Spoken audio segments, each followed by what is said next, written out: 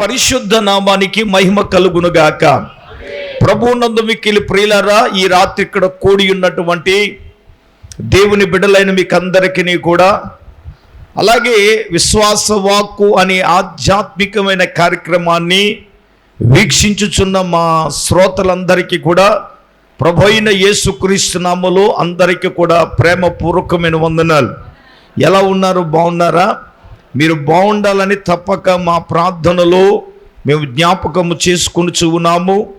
అలాగే ప్రతి ఉదయం 4:30 నుంచి దాదాపుగా 6 గంటల వరకు మీ అందరి కోసం మేము ప్రార్థన చేయుచున్నాము అని చెప్పడంలో ఏమాత్రం కూడా సందేహం లేదు. ఈ ప్రార్థనలన్నీ నిరంతరము ఆగక మానక మేము ప్రార్థనలు చేయుచున్నామనే విషయాన్ని మేము జ్ఞాపకం చేసుకుంటూ ఉన్నాం. మీకు జ్ఞాపకం చేస్తున్నాను. ఇంకేమీ ఆలస్యము చేయకుండా దేవుని వాక్య ధ్యానములోనికి మనం వెళ్ళబోతున్నాం.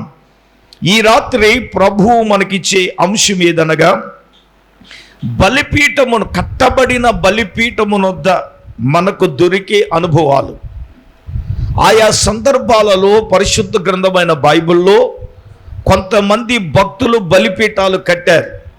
కట్టబడిన బలిపీఠాల ద్వారా మనకు నేర్పే అనుభవాలు ఈ రాత్రి మనం ధ్యానం చేద్దాం. నేను 7 అనుభవాలు చెప్తాను. కట్టబడిన 7 బలిపీఠాల గురించి చెప్తాను. మీరందరూ శ్రద్ధగా దేవుని మాటలు ఆలకించాలి. నేను ఒక ప్రశ్న మిమ్మల్ని వేస్తాను, అదేంటో చెప్పండి. పరిశుద్ధ గ్రంథమైన బైబిల్లో మొట్టమొదటిగా దేవునికి బలిపీఠం, అమ్మగారు చెప్పకూడదు, దేవునికి బలిపీఠము కట్టిన వారు ఎవరు? Right, very good. మన అమ్మాయికి చప్పట్లు కొట్టండి, రమ్యకి. యాకోబు కాదు, యాకోబు ఎవరండి? యాకోబు ముందు అబ్రహాం కట్టాడు, అబ్రహాం తర్వాత ఇస్సాకు కట్టాడు, ఇస్సాకు తర్వాత యాకోబు కట్టాడు. మొట్టమొదటిగా దేవునికి బలిపీఠము కట్టింది నోవహు. అదైనా ఎప్పుడంటే జలప్రలయం అయిన తర్వాత అరారోతు కొండ మీద వాడ ఆగిన తర్వాత వారు దిగి వచ్చిన తర్వాత ఆ 8వ అధ్యాయంలో మొట్టమొదటిగా నోవహు బలిపీఠము కట్టాడు. గమనించండి, బలిపీఠము అంటే ఏమిటి? నేనేమంటానంటే, ఇది ప్రాక్టికల్గా మనం చూసుకుంటే ఇది ఆధ్యాత్మికంగా ప్రతి ఒక్కరూ కూడా బలిపీఠము కట్టుకుంటే 7 ప్రత్యేకమైన అనుభవాలు విశ్వాసి యొక్క దైనందిన జీవితంలో వారు పొందుకునే అనుభవం. నేనేమంటానంటే, నువ్వు 7 బలిపీఠాలు కట్టుకోకపోతే ఈ 7 అనుభవాలు మీలోనికి రావు.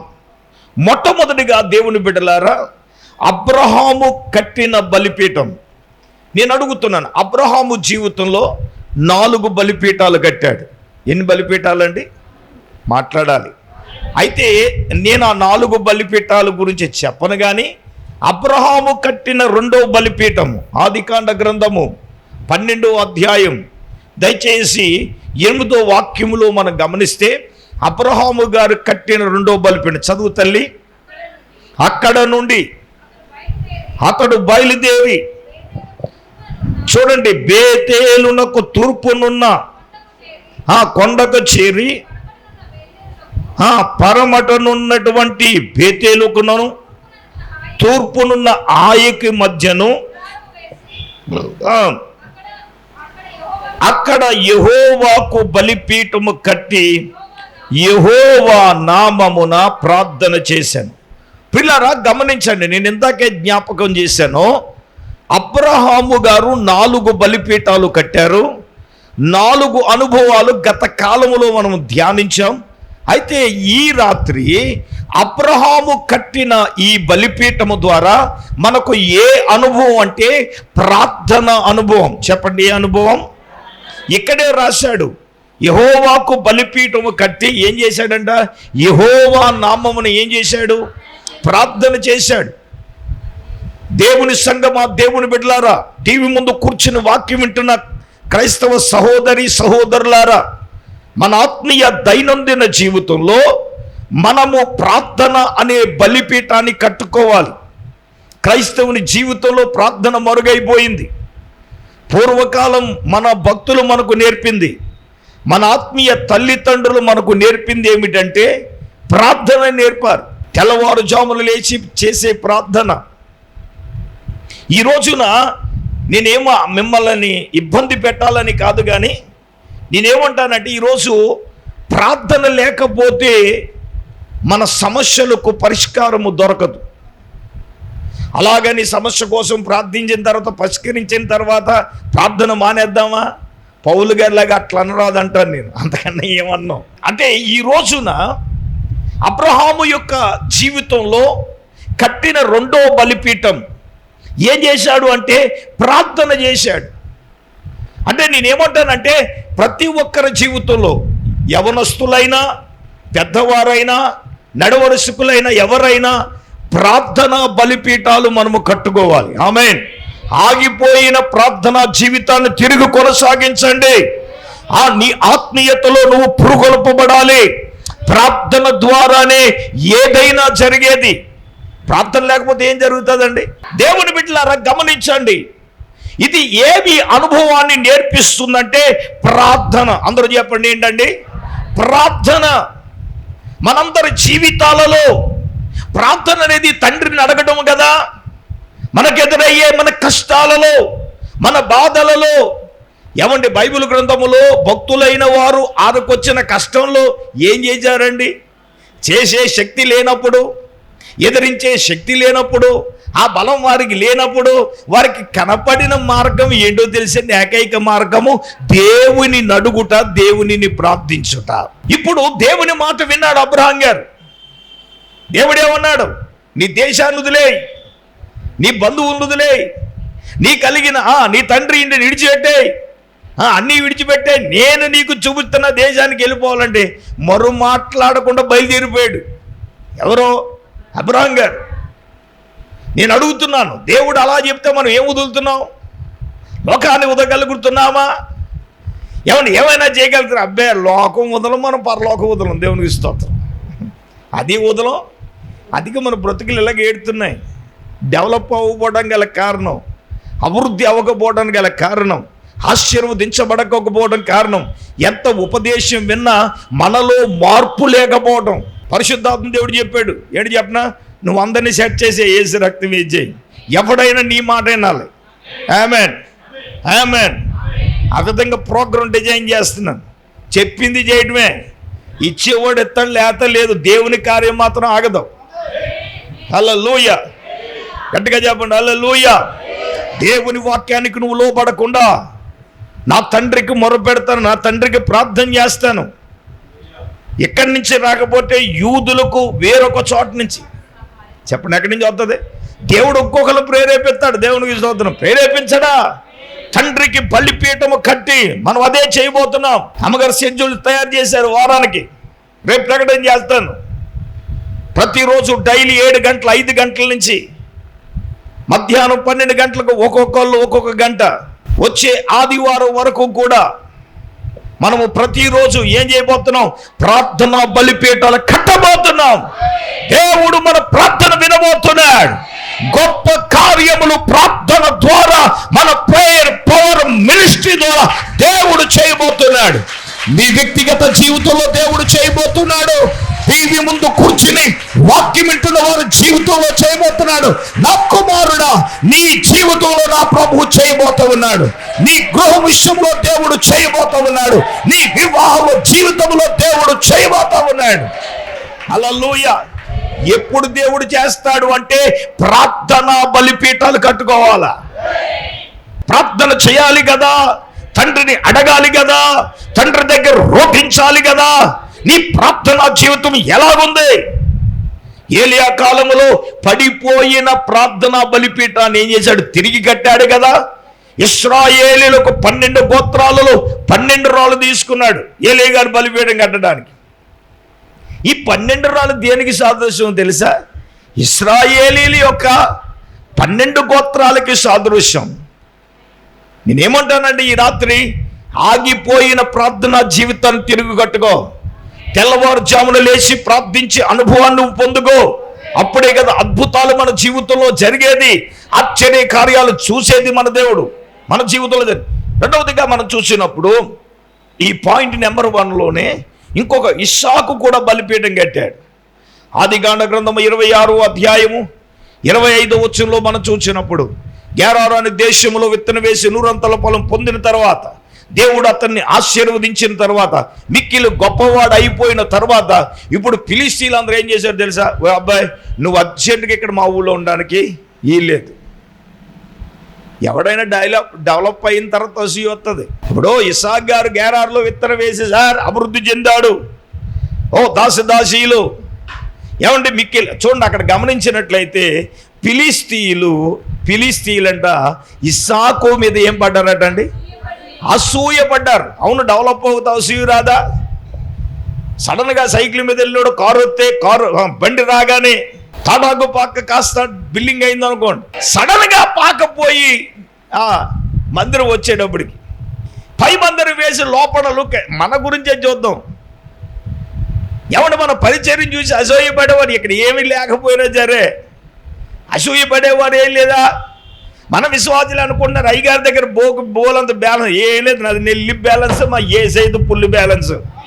అది నీ భ్రమ మాత్రం ఏసై రక్తమే చేయి. ఒక మాట చెప్తాను, నా ఏసై అద్భుతం దేవుడు చేయబోతున్నాడు. నేను నమ్ముతున్నాను. పరిచర్యలు అంటే ఏమనుకుంటున్నారు? దేవుని సేవ అంటే ఏమిటనుకుంటున్నారు? దేవుని పరిచర్య ఏమనుకుంటున్నారు? ఉద్యోగాలకి సాటి రాదు దేవుని సేవ.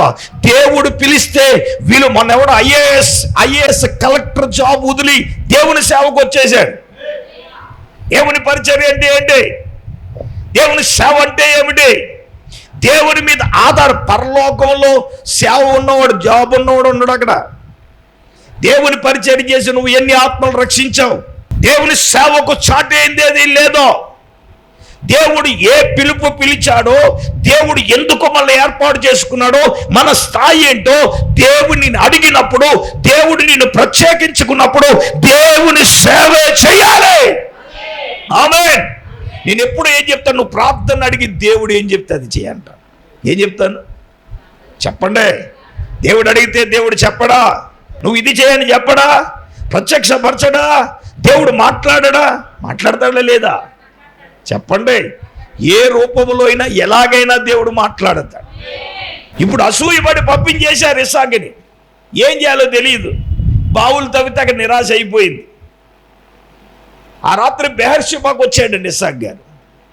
ప్రయాణం ఏంటో తెలియదు. ఒక్కొక్కసారి జీవితంలో అంతా గందరగోళం అయిపోతుంది. నా హ్యాపీ లైఫ్, నాకు అప్పు లేదు, అయ్య బాబు నా ప్రాణం అన్నాడు. సడన్గా జీవితం మారిపోద్ది. ఇస్సాకే మారిపోయింది, మనకు మారదా? అలాగే నేను అనుకున్నాను, అప్పులు తీర్చేసింది కదా, హాయిగా ఉన్నామంటే అప్పుడే స్టార్ట్ అయ్యి హెచ్చ రక్తం వేజేయి. ఆశీర్వాదం ఎక్కితే కళ్ళు నెత్తికెక్కిపోయి హెచ్చ రక్తం వేజేయి. దేవునికి దూరమై దేవుని సన్నిధికి రాకుండా చేయకుండా ఉంటే హల్లెలూయా, స్తోత్రం కలుగునుగా. మరి ఏం తెలియక జీవితంలో నిరాశ అయిపోయి, ఏమండే ఒక దారి మధ్యలో ఉంటే, బెహర్షెబాలో ఉంటే ఇస్సాకుతో దేవుడు ఆ రాత్రి మాట్లాడాడు. ఆదికాండ గ్రంథం 26వ అధ్యాయం 24-25 వచనం, 24వ వచనంలో దేవుడు మాట్లాడాడు ఆయనకి. వెంటనే 25వ వచనం చదివే తల్లి. ఆ రాత్రి 25వ వచనం చదివే, 26-25. చూడండి, 24వ వచనంలో దేవుడు అబ్రహాముతో చదివే, ఎందుకన్నా మంచిది. 24వ వచనం. ఆ రాత్రి యెహోవా అతనికి ప్రత్యక్షమై, నీ తండ్రి అయిన అబ్రహాము దేవుడును, నేను నీకు తోడయున్నాను, నా దాసుడైన ఓకే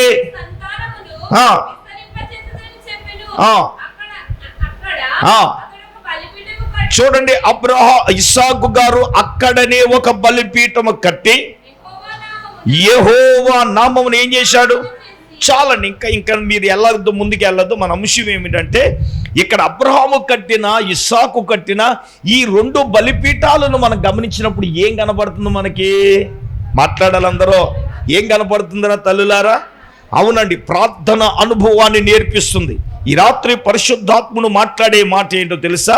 మన దైనందిన జీవితంలో మనము ప్రార్థనా బలిపీఠాలు కట్టుకోవాలి. ఇది మొట్టమొదటిదిగా. రెండవదిగా మనం చూసినప్పుడు యాకోబు గారు. ఎవరండి? యాకోబు గారు. ఆదికాండ గ్రంథములో దేవుని బిడ్డలారా 28వ అధ్యాయంలో అయ్యగారు ప్రార్థన చేస్తారు. ఏమనంటే, అయ్యా నీవు నాకు తోడుగా ఉండాలి, తినడానికి ఆహారం, కట్టుకోవడానికి వస్త్రం తోడుగా ఉంటే నేను మళ్ళీ ఎక్కడ నువ్వు నాతో మాట్లాడవో ఆ బేతేలునకు వచ్చి నేను ఏం చేస్తానన్నాడు, మందిరం కడతానన్నాడు. విషయం ఏమిటంటే వెళ్ళాడు. ఈ స్టోరీ అంతా మనకు తెలిసిన విషయమే. అయినా సమయానుభావం బట్టి నేను ముందుకు వెళ్ళడానికి ఇష్టపడుతున్నాను. మాంగారు దగ్గరికి వెళ్ళాడు. అన్నగారు మోసం చేసి ఇతడు వెళ్తే మాంగారు ముసుకేసి యాకోబును మోసం చేశాడు. రక్త వేచి 7 సంవత్సరాలు ఇద్దరి కోసం కొలువు చేస్తే, మంద కోసం ఇంకొక 6 సంవత్సరాలు కొలువు చేస్తే టోటల్ ఎంటైర్ 20 సంవత్సరాలు ఆ యాకోబు గారు తన మామగారి దగ్గర ఏం చేశాడు, కొలువు చేశాడు, సంపాదించాడు, అన్ని వ్యవహారం అయింది. మళ్ళీ అతడు తిరిగి ప్రయాణం అయ్యాడు. తిరిగి ప్రయాణం అయిన తరువాత బేతేలునకు వెళదామని యాకోబు గారు లేచాడు. ఆదికాండ గ్రంథం 35వ అధ్యాయంలో మనం చూసినప్పుడు 1 నుంచి 3 వచనాలు చదువుదాం. దేవుడు యాకోబుతో లేచి, నువ్వు బేతేలుకు వెళ్ళి అక్కడ నివసించు, నీ సహోదరుని యాసావు ఎదుటను నువ్వు పారిపోయినప్పుడు నీకు కనబడిన దేవునికి అక్కడ బలిపీఠము కట్టమని చెప్పగా, యాకోబు తన ఇంటి వారితోనూ తన యొద్దనున్న వారందరితోనూ మీ యొద్దనున్న అన్య దేవతలను పారవేసి మిమ్మును మీరు సుపర్చుకుని మీ వస్త్రాలు మార్చుకునండి, మనము లేచి బేతేలుకు వెళుదము. నా శ్రమ దినము నాకు ఉత్తరం ఇచ్చి నేను వెళ్ళిన మార్గములో నాకు తోడయ్యున్న దేవునికి బలిపీఠం అక్కడ కట్టెదనని చెప్పి దేవునికి స్తోత్రం కలుగునుగా. చెప్పండి గట్టిగా హల్లెలూయా. ఇక్కడ యాకోబు గారు అంటున్నారు, ఇదిగో నువ్వు ఏసావు నొద్ద నుండి పారిపోయి నీకు కనబడిన దేవునికి అక్కడ ఒక బలిపీఠాన్ని నువ్వు కడతానన్నావు. ఎక్కడది? బేతేలులో. అందరు చెప్పండి అమ్మా. బేతేలులో కడతానన్నాడు. యాకోబు ప్రయాణి సఫలం చేశాడు. ఇప్పుడు అన్నగారు శత్రువుగా వెళ్ళినా కానీ ఎబ్బేకెరేవులో ప్రార్థన చేయగా, ఏమండి, శత్రువు సహా అన్నగారిని కూడా ఏం చేశాడండి, మిత్రులుగా మార్చేశాడు కదా. నువ్వు కనబడిన దేవునికి నువ్వేం కట్టాలి? బలిపీఠం కట్టాలి. తన భార్యలు లేవండి, ఇప్పుడు బలిపీఠం కట్టాలంటే అక్కడ ఉన్నటువంటి అన్య దేవతలను పారవేయాలి. ఇంకా ఏమన్నారు అంటే, మిమ్మల్ని మీరే సుపరుచుకుని మీ వస్త్రాలు మార్చుకోండి. ఏం వస్త్రాలండి? ఏం వస్త్రాలు? భౌతికమైన వస్త్రాలా? పాప వస్త్రాలు మార్చుకుని రక్షణ వస్త్రము ధరించుకోవాలి. ఇది ఉన్నతమైన అనుభవం అది. అయితే ఈ రాత్రి మన అంశం ఏమిటంటే, ఇప్పుడు ఈ బేతేలునకు వచ్చిన ఈ బలిపీఠములో ఉన్నటువంటి అనుభవం ఏంటో తెలుసా? నువ్వు వెళ్ళే మార్గములో దేవుడు నీకు తోడై ఉండాలి అంటే, చూడండి, దేవుడు తోడై ఉండే అనుభవం ఈ కట్టిన బలిపీఠములో కనబడుతుంది. ఆమేన్. ఇప్పుడు నేను అంటాను, దేవుడు నాకు తోడు రావాలి సార్ అని అంటే నువ్వు ఏం చేయాలి? ప్రార్థనా బలిపీఠం నుంచి 2వ బలిపీఠంలోకి వెళ్ళామండి గ్రేస్ విమోచన్ గారు. ఈ బలిపీఠం ఏమిటంటే దేవుడు నీకు తోడుగా ఉండాలంటే అక్కడ యాకోబు గారు ఏం కట్టారు చెప్పండి? దేవా నువ్వు నాకు తోడుగా ఉండాలి, నా బిడ్డకు తోడుగా ఉండాలి. ఉండాలక్కర్లేదా? చెప్పండి. దేవుడు అప్పనంగా వస్తే ఎక్కడికైనా తీసుకెళ్ళిపోతావు, వేజి రక్త వేజి. నేనంటాను, దేవుడు తోడు రావాలని నువ్వు బలిపీఠం కట్టాలి. బలిపీఠానికి ముందు ఏముంది అక్కడ? అన్య దేవతలను తీసి బారేయించుకోవాలరా నాన్న, నీవు శుభ్రపరచుకోవాలి నాన్న, నీ వస్త్రాలు మార్చుకోవాలి నాయన. ఒక ఆవిడ పేరంటానికి వెళ్తుందంట, దేవా నువ్వు నాకు తోడుగా ఉండాలని ప్రార్థన చేసిందంట. హెచ్చరక్తే నీ పేరంటం పాడుగానే హెచ్చరక్తం వేచే. హల్లెలూయా. పేరంటానికి వెళ్తుందంటే దేవుడు తోడు రావాలంట. పనికి మళ్ళీ కాకపోతే ఏంటి హెచ్చరక్తం వేచే. కొంతమందికి ఈ జాడ్యం పోవట్లేదు, హెచ్చరక్తం చెప్పండి అందరూ. హల్లెలూయా. అందుకే అన్నాడు, ఒరే నువ్వు బలిపీఠం కట్టాలంటే అన్య దేవతలను, అక్కడ అనేది దేవతలను కదా నీలో ఉన్నాయి. అది ఎక్కడే అండి? ఇప్పుడు మన వాళ్ళు కోపం వచ్చేస్తుంది, ఏజ్ రక్తవేజీ. మా వాళ్ళు ఉన్నాయి పారవేయమంటున్నారు, అబ్బాయి మీ కాదు ఏజ్ రక్తవేజీ. స్తోత్రం చెప్పండి. హల్లెలూయా. కొన్ని బుద్ధులు పోవట్లేదు మనకి. కొన్ని బుద్ధులు అంట పొలంలో పెట్టినాయేమంట పోవంట. నాన్న నీ బుద్ధి మార్చుకోవాలి. ఒరే నీ వస్త్రం కాదరా, నీ జీవితం మార్చుకోవాలి. రాత్రి మనోడికి ఒక్కడికి అదే చెప్పను, నీ బతుకు మార్చుకేసి రక్తమేసి నీ జీవితాన్ని మార్చుకో. అదే నువ్వు మారినప్పుడే నువ్వు అభివృద్ధి కనపడుతుంది, మారినప్పుడే ఆశీర్వాదం కనపడుతుంది. అదే కానుక కాదు నాన్న, నీ హృదయం దేవునికి కావాలి. రైట్, నువ్వే దేవునికి కావాలి. అంటే నువ్వు కానుక ఇచ్చేస్తే పాస్టర్ గారు ఏమంటారు, ఆ తోలు తీసేస్తాను యజ్జరక్తం, నీ కానుక ఎవరికి కావాలి, నువ్వు కావాలి యజ్జరక్తం ఏంటి నాకు. పరలోకానికి వెళ్ళే వర్షంలో నువ్వు ఇచ్చే కానుక నిన్ను తీసుకెళ్దో, మారిన నీ జీవితమే తీసుకెళ్తుంది, మారిన బ్రతికే తీసుకెళ్తుంది. అర్థం, ఉపదేశానికి మన జీవితాన్ని మనం కట్టుకోవాలి. దేవుడు నీకు తోడుగా ఉండాలని నువ్వు ఏం చేయాలి? బలిపీఠము కట్టుకోవాలి. ఆమేన్, ఆమేన్. ఇప్పుడు యాకోబుకు తన మార్గమంతలో దేవుడు తోడుగా ఉన్నాడు కదా. వెళ్ళేటప్పుడు ఒంటరిగా వెళ్ళినా, వచ్చేటప్పుడు ఆశీర్వాదంతో వచ్చాడు కదా. భార్యలతోనూ దాసీలతోనూ 12 మంది సంతానముతో పనివారితోనూ వెళ్ళినప్పుడు ఒంటరిగా వెళ్ళాడు యాకోబు. వచ్చేటప్పుడు ఎన్ని దీవెనలు వచ్చినా దేవుడు తోడుంటేనే ఆశీర్వాదం, దేవుడు తోడుంటే నువ్వు డెవలప్ అవుతావు, దేవుడు తోడుంటేనే క్షేమం, తిండుకు ఆహారం, కట్టుకోవడానికి వస్త్రం, ఇవన్నీ దేవుడు తోడుంటేనే కదా. మరి దేవుడు నువ్వు తోడుచ్చేయాలి ప్రభా. నేను నా జీవితాన్ని మార్చుకోను ప్రభా, నా అలవాట్లు మార్చుకోను ప్రభా, నా బుద్ధులు మార్చుకోను ప్రభా, నా క్రియలను మార్చుకోను. కుదరదు. దేవుడు తోడుండాలంటే తీసివేసుకోవాలి, మార్చుకోవలసినవి ఏం చేయాలా? మార్చుకోవాలి. అప్పుడే కదా జరిగేది. దేవుడు తోడుండాలి. నువ్వు ఎలా పడితే అలా ఉంటే దేవుడు తోడుగా ఉంటాడా? నా ప్రశ్న చెప్పండి. నువ్వు పాపం చేస్తా ఉంటే దేవుడు తోడుగా ఉంటాడా? నీ ఏసాలు మానకుండా దేవుడు చేస్తాడా? నువ్వు తాగకుండా మానకుండా ఉంటే దేవుడు తోడుగా ఉంటాడా? ధూమపానం మానకుండా దేవుడు తోడుగా ఉంటాడా? ఆ బలయంత జయించండి నాన్న. నేను ఒకసారి చెప్పాను, నువ్వు యేసు ప్రభు సిలువలో జ్ఞాపకం చేసుకుంటే మళ్ళీ నువ్వు ఆ పాపం చేయలేవు.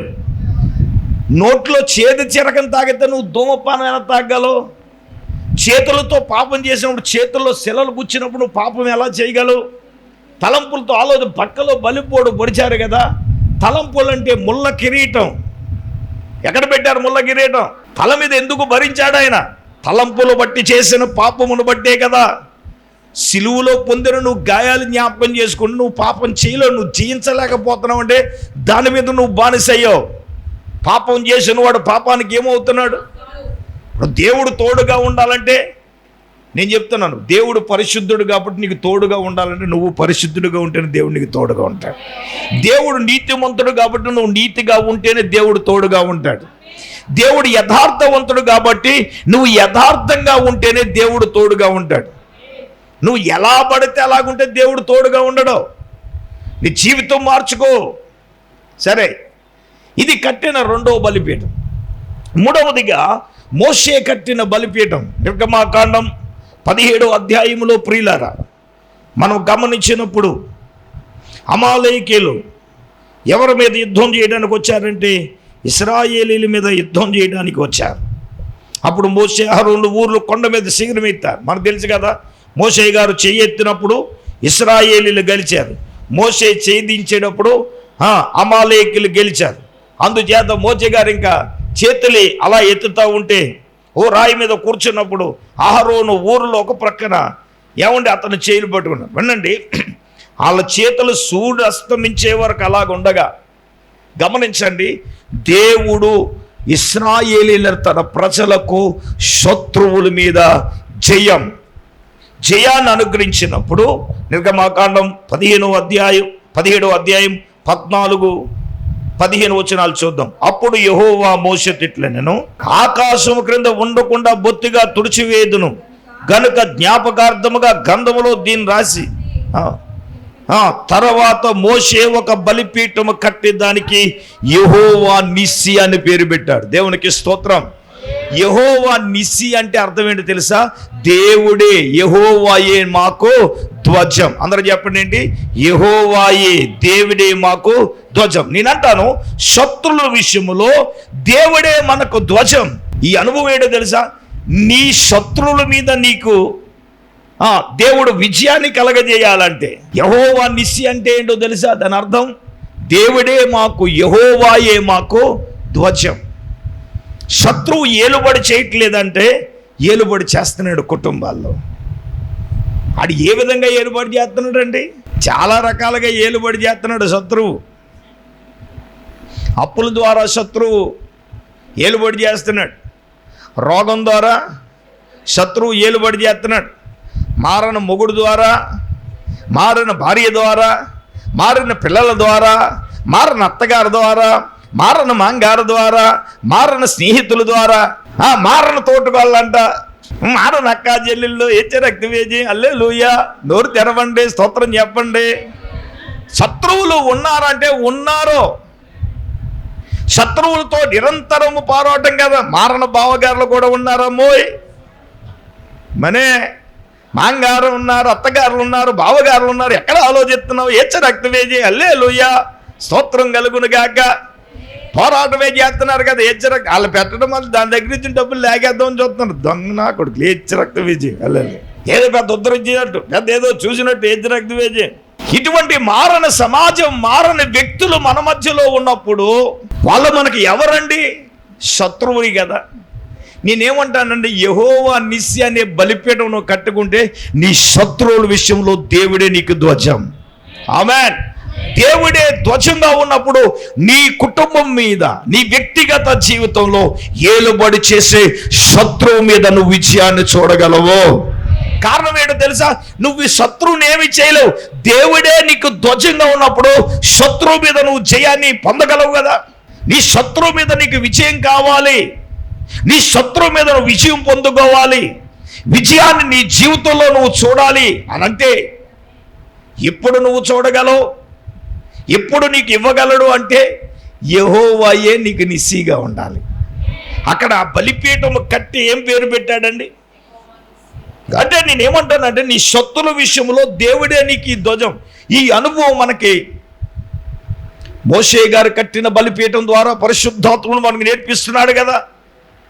ఇశ్రాయేలీయులకు మోషేకి శత్రువులు ఎవరండి? అమాలేకీలే కదా. దేవుడు చేతులెత్తినప్పుడు ఇశ్రాయేలీయులకు ఏం కలిగింది? మోషే గారు చేతులు దించినప్పుడు ఏం కలిగింది? మరి దేవుని సన్నిధిలో నువ్వు చేతులెత్తు స్తోత్రం చెప్తే నీకేం వస్తుంది? స్తోత్రం చెప్పినా చేతులు ఎత్తకపోతే ఏం వస్తుంది? నీకు శత్రువుల మీద విజయం కావాలంటే స్తోత్రం చెప్పినప్పుడు చేతులు ఎత్తండి. అక్కర్లేదు, నువ్వు చేతులు ఎత్తితే ఆటోమేటిక్గా శత్రువులు అపజయమే. ఇప్పుడు దేవుడే, ఇప్పుడు అమాలేకుల పేరు ఆకాశం క్రింద నేను బొత్తుగా నేనేం చేస్తాను, తుడి చేస్తాను, గంధం రాయి అని మోషేని పిలిపించో. తర్వాత మోషే గారు బలిపీఠం కట్టి దానికి యెహోవా నిస్సి అని పేరు పెట్టాడు. దేవుని బిడ్డలారా, పరిశుద్ధాత్మ దేవుడే ఈ రాత్రి నీతో నాతో మనతో మాట్లాడతాడు. ఈ మోషే కట్టిన ఈ బలిపీఠం ఏ అనుభవాన్ని నడిపిస్తుందో తెలుసా? శత్రువుల మీద దేవుడే మనకు ధ్వజం. ఆమేన్. దేవుడు నీకు తోడుంటే ఎటువంటి శత్రువునైనా నువ్వు ఏం చేయగలవు? ఎదిరించగలవు. అది అప్పులైనా, రోగమైనా, మారణ వాళ్ళైనా, ఎవరైనా ప్రార్థన ద్వారా కదా.